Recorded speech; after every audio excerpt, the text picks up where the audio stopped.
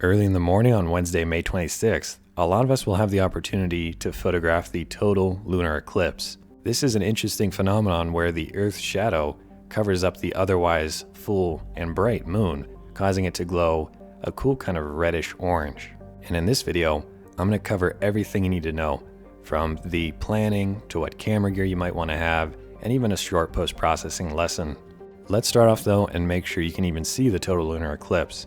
If you're anywhere in the United States, you should be okay. However, the further west you are, the better it's gonna be.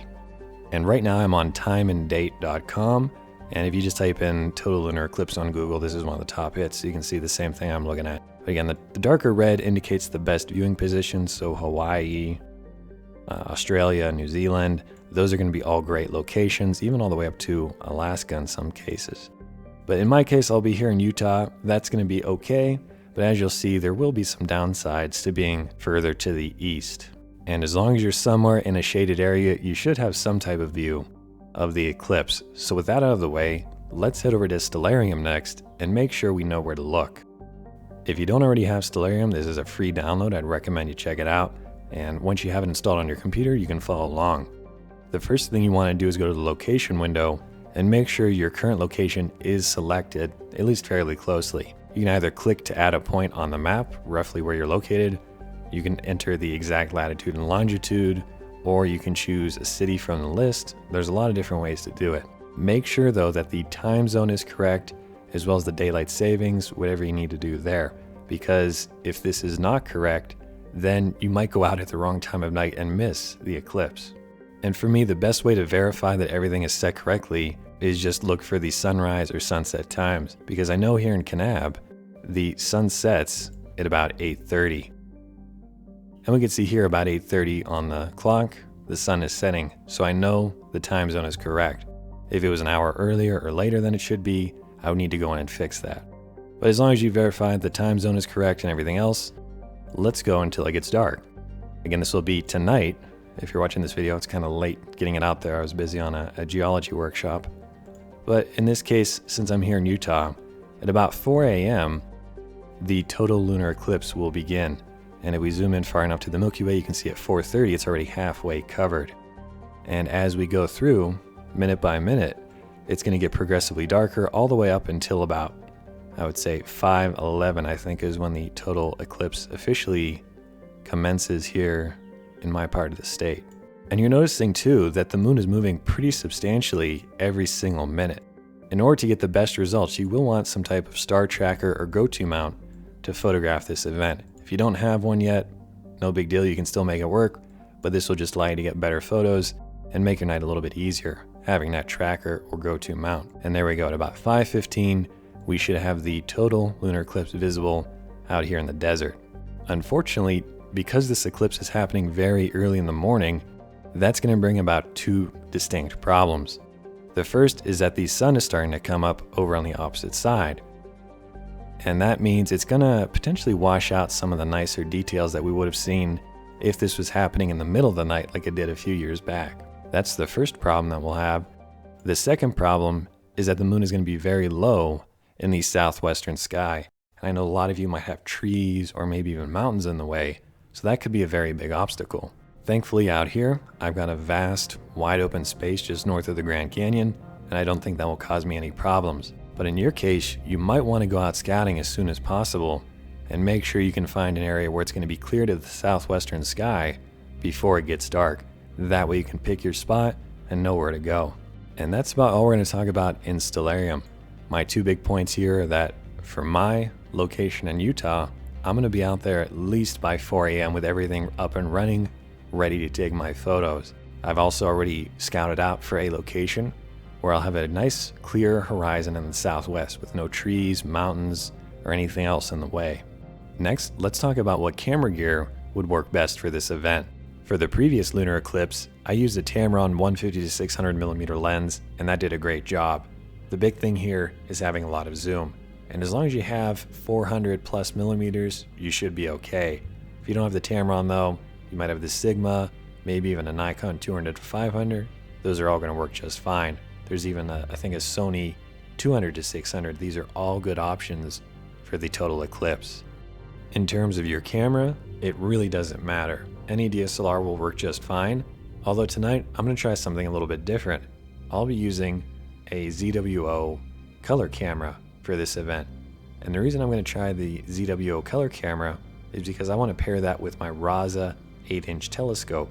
And the nice thing about this color camera is it has a micro four thirds sensor, which will effectively double my focal length from 400 millimeters to 800 millimeters, and that's a lot of zoom. Finally, you will want a star tracker or go-to mount to photograph the eclipse for two main reasons.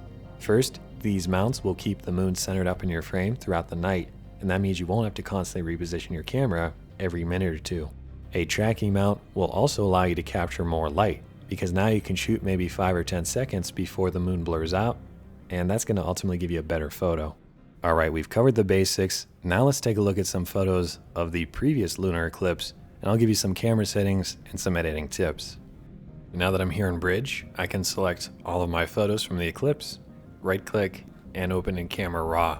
This is the way it looked back in 2019, as I mentioned, and as we go down we can see the eclipse progresses, but we're going to mainly focus on when it actually looks halfway decent during the total phase. Right about down here, we're getting pretty close. So let's say you live in an area where you're not able to see the total lunar eclipse. You might get something like this. My settings were only 3 seconds, ISO 100 at 600 millimeters, f6.3. And this is where you would need that star tracker, because if you try and shoot 3 seconds at 600 millimeters, the moon will blur out. And even in this case, it's a little bit fuzzy, probably because of the atmosphere in general. If you didn't have the star tracker, then what you'd want to do is really increase the ISO to maybe 6400 and use a faster shutter speed. That way you don't have any motion blur. And this is something you'll want to try out when you're out there in the field tonight. I'd recommend just taking a lot of photos before the total lunar eclipse and using a remote release. That way you're not actually physically touching the camera every time you want to take a photo. In this case though, if I try and bring down the highlights, you'll see that I actually clipped the data and there's no way to get that back. So in fact, 3 seconds might have been a bit too long because I'm never going to retain some of that brighter detail. As we continue on though, I took another photo at 1/15 of a second, still at ISO 100. Now I've retained the brighter detail, but if I increase the exposure, I can still see some of those fainter details. Then by bringing down the highlights, I'm essentially creating an HDR photo, which frankly doesn't look all that great, but at the end of the day, I'm getting the full range from bright to dark. Alternatively, you could try and do a blend, where you take a brighter photo, that way you have the shadow details here, and then you take a darker photo like we saw, and then you should be able to blend the two in Photoshop later on. I might cover that in a future video because it's not as easy as it sounds. And if we look at our settings again, ISO 100, f6.3, 2 seconds. That's really all I needed. And now I can come in here, increase the exposure slider, and look how that makes the moon come alive. You can even see some of those fainter stars shining through in the background, which is pretty cool. And there we go. We have a beautiful photo of the total lunar eclipse with a 2-second long exposure, ISO 100 on a Nikon D5600 from 2019. That should give you at least a starting point and some ideas of what's possible in your scenario. For those that don't have an ISO invariant camera, usually the Canon cameras, you might actually want to use ISO 200 or 400, maybe even 800, because if you have to come in here and increase the exposure in post-processing, that might show more problems. Again, for those generally shooting on Canon, it's better to use a higher ISO in camera, that way you don't have to brighten things in post as much. On Nikon and Sony, we're generally ISO invariant. That means we can use a lower ISO if we want to, and just brighten up in post as much as needed. But in terms of the processing, just in general, you don't need to do all that much. I would just bring up the exposure slider here as needed, maybe bring down the highlights, although that can really mess with the photo pretty quickly. We can also adjust the shadows, whites. I'm just moving some sliders around really until I get the effect that I want. You can also try increasing the texture slider to really bring out some more of those details in the moon, the clarity as well. There's not much else to do here in Camera Raw. The basics were just adjusting the exposure, highlights, shadows, etc. until you can see more detail there on that moon. And for me, the biggest thing is that you just aren't clipping any data, because if you have the top of the moon too bright for one reason or another, that's going to ruin the overall effect of the photo. So make sure you have a nice balance here between the shadows and the highlighted areas. If we go to the detail tab, this is also going to be an important thing to look at, because by default, Camera Raw and Lightroom will apply 40 sharpening to the image, and that causes the grain to be more obvious. You can see here, as I increase the sharpening, it just looks really nasty. So I'd recommend you put the sharpening down to 0 and do that later on in the workflow, because right now, realistically, it's just going to add grain to the photo. It's not really going to sharpen anything as much as we would like. If the image is still a little bit too grainy for your liking, you can either try stacking the photos together, although that's surprisingly difficult, especially with Photoshop. Alternatively, you can just bring up the noise reduction slider here to maybe 10 or so, at most 15. That'll make the grain just a little bit less noticeable. After we've done whatever noise reduction we want, we can take one more look at the photo, and if we like it, we'll hit open. That'll bring us into Photoshop. Once you get into Photoshop, you're free to do whatever you want. I'd recommend you zoom in though, and maybe do a selective color. This would be a great way to really make those reds stand out a bit better, or whatever you want from the photo. If you want to make them more reddish or yellow, you can do that all here with selective color. To find selective color, I know I went through that kind of quickly. It'll be under your adjustments tab if you have one, bottom row, second from the right. And that's one of my most used tools here for Photoshop. Anyway, now that we've got our reds looking good, we can go down to the yellows color channel just by clicking the drop down box and do the same thing.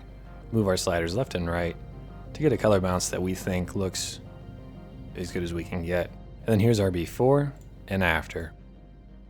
Another thing that might help to draw out some details of the moon is if we hit Control-Shift-Alt-E or Command-Shift-Option-E if you're on a Mac. If you do that correctly, it'll create a new layer, in this case layer 1. We need that for the foundation of this next filter. Then with our new filter created, we'll go up to Filter, Other, High Pass, and this high pass filter will bring out some of the details. You'll want to adjust the radius until the craters look a little bit more defined. It's kind of hard to really say though, so I would try a few different options. Maybe start at, let's say, 20 to 30. Let's just see what happens. Now, after you've applied that, change the blending mode here from normal to overlay. When you select overlay, that really enhances the photo. Then we can add a layer mask down here in the lower right. As we add a layer mask, we'll see a little white box, and I'd recommend hitting Controller-Command-I.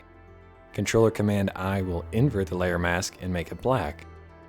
That will turn off effectively the high pass filter. Next, we can grab a white paintbrush. Make sure you have white down here. If not, just hit the little arrows to get it white on top. And what we're going to do is paint in that high pass filter, just like that. And the reason I'm doing this is because I only want the high pass to affect the moon, not the background sky. Not that it really matters. And there we go. So here's our before and after. That's with the high pass filter. If it doesn't look that great, you can always redo that with a different radius. In this case, we can go to our history window, click above the high pass, in this case stay invisible. Then we'll try that again. Filter, other, high pass. So we undid the high pass basically. Now we're going to try with a different value and see if that looks any better. Hopefully you remember the rest of the process from here. After we apply the high pass, we change the blending mode to overlay. And if you hold down the Alt or Option key when you create your layer mask, that will actually make it black by default. That way we don't have to worry about hitting Controller-Command-I. So with our black layer mask, same thing, we'll use our white paintbrush on there to bring out the details in the moon. And that's just one way to enhance the overall image. There's a lot of other techniques you can try. Well, that's all I've got for you in today's video. Hopefully you get a clear night and you can try and photograph the lunar eclipse. In my case, it's looking pretty cloudy out right now. Hopefully that'll blow away. But in any event, I'll see you guys in another video.